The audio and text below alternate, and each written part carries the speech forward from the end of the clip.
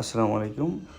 এটি হচ্ছে বনানী সুপার মার্কেটের আপনার একটি দোকান। এখান থেকে একটি চোর চক্র আইফোন 11 প্রো ম্যাক্স এই ফোনটি চুরি করে নিয়ে গেছে। তো ওনার ছবি সহকারে আমি আপনাদেরকে দেখাবো। সো কেউ যদি ওনাকে চিনে থাকেন আর কেউ ওনাকে ধরিয়ে দিতে পারলে তাকে পুরস্কৃত করা হবে।